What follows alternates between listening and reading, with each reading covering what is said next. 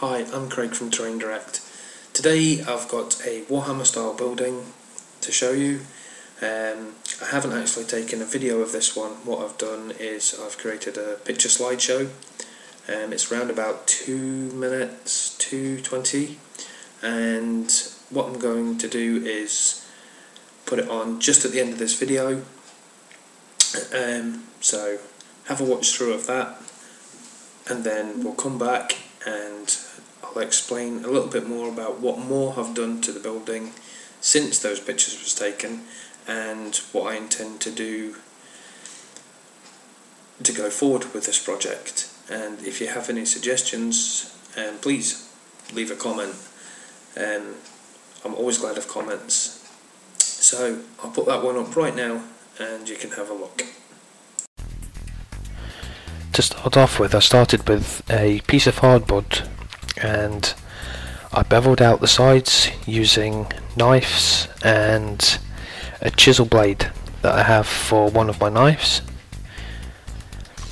As you can see in the picture, I've started at one side to take a little bit more out. This will lead as the path.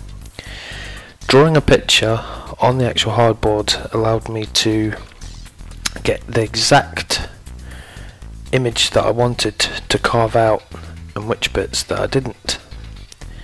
As you can see here, I've started to chisel out the pathway leading up to the front door. As I get deeper and deeper, I started to use a chisel blade and sandpaper to go at least halfway through the hardboard. Using sandpaper on the side, now starting to smooth out the edges. I always scrub the top of the hardboard with sandpaper. This gives a better adhesion when I put my adhesive on for my flocks and my paint. Here I started out with a large piece of balsa wood and I carved off little strips, no actual measurements. I just hacked into them and cut random strips. This gives it more of a rough and ready look. These are the side panels, so I drew them out onto foam board.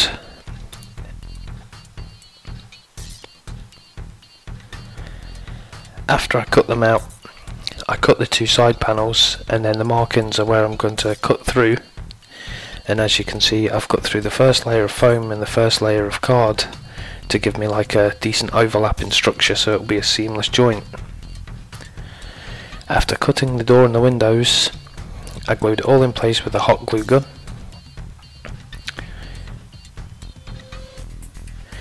Now I've started to place the balsa wood onto the building and leaving a slight overlap each side.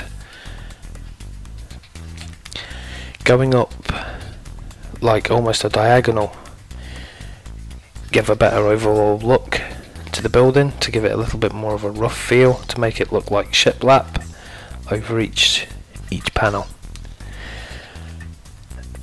I cut round the windows. This was a little bit tricky, and then I used a plasticard as my roof. After it was all constructed with hot glue gun from the top, it seemed to strengthen the roof quite considerably. I used small pieces of card to stick onto the plasticard for my shingles, then giving the walls a coat of wooden scenics pigments. I painted the wood and gave it a very quick coat of slate over the top of the shingles. This eventually runs all the way down, leaving like a grading into the roof, giving it a very, very rustic sort of look. You can see here I've trimmed some of the card off like cracks, like fallen tiles, and then finally basing the bottom hardboard in a brown paint. Welcome back. I hope you enjoyed that. Like I'd said before, if you've got any comments about what I've done, any ways that you can think I can improve on anything or where I'm lacking, not forgetting that this is a only part building so far, but leave a comment. Anyway, I said I was going to show you where I've got, and this is where I've got. As you can see on this building, I've already started to flock the front and the side. At the moment I haven't actually got round to doing this side yet,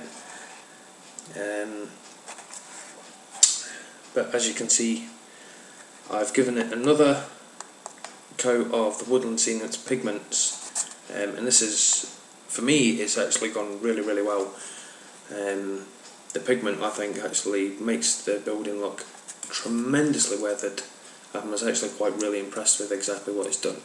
I still have like the under trimming to do on here. What I was actually thinking was even getting some more balsa wood and actually creating like a loop pattern up the building, over the roof line, sorry. The windows, what I'm planning to do with the windows is to cut out a black square of card and in place a transom and a mullion. That's the wrong way around. It's actually a transom that goes across and a mullion that goes down. Connect them to the black card, push them into the window, and then using a piece of like acetate film is to connect it over the front of the window to give it like a transparency look, but so you can't actually see in the building, so it looks like completely dark. But after looking at it for some time, what I've realised what I think I should do is at this point here is actually open this building up and create a secondary window. I think it just looks a little bit odd with just one window at the front. I'm quite happy with just the one window at the side. I'm actually thinking about creating some form of pole system, putting something on it. I've actually got some really good plaster moulds. There's all boxes, crates, they're from Hurst Arts, you should check them out, they're at hurstarts.com. Bruce Hurst, he makes some fantastic moulds which you can cast again and again and again, and so far I've been using his moulds for quite some time and my moulds are still absolutely fine, but that all depends upon how you take care of them, and I will do a review of the Hurst Arts moulds at another point in time. Back to this building anyway. On the top of the roof, what I've actually done is I've actually gone back with some Citadel colours. Dead excited as well because I've just got a brand new load of Vallejo paints. I've not tried them yet, never used them. I'm really looking forward to trying them out though. But what I've done is I painted on the roof the darkest grey that I had, and then dry brushed over with Space Wolves grey and some black ink, and you'll not be able to see it because this is a webcam, but it's given some phenomenal results on the actual roof. This webcam really doesn't do the actual roof any justice. I need to get my video camera back working. That's a high definition camera, and that'll give me, or give you, by far more clearer pictures of what I'm actually doing. What I've gone for is in the top, after looking at my own house, I've actually seen all these like little moss fragments on the top of my roof that are actually blowing off in the wind at the moment, so they're actually laying on the patio. But what I've actually done is I've actually if you can see here, I've actually stuck them between the cracks, and anywhere that's open that looks like a broken slate or a wee ridge in the tile, just in odd random places. Same as on the front as well. I've done that as well. And at the front of the building I've started to create with using the Woodland Scenics really coarse turf, is bed them in there with the aid of the back end of a paintbrush, really stab them in there, and they've actually gone pretty solid. And what I've also got from Woodland Scenics is a flower powder, and it comes in yellow, white, red and an orange, I think it is, and you can just spray where you want and scatter over, and it makes it look like a flower bed. I intend to put like more coarse foliage over the top of it, and maybe even a tree, or I was actually even thinking about building a wishing well, because in the Hurst Arts moulds there's actually like broken buckets, little tiny broken buckets, and I really think I need to do a review on some of the Hurst Arts moulds that I've actually got.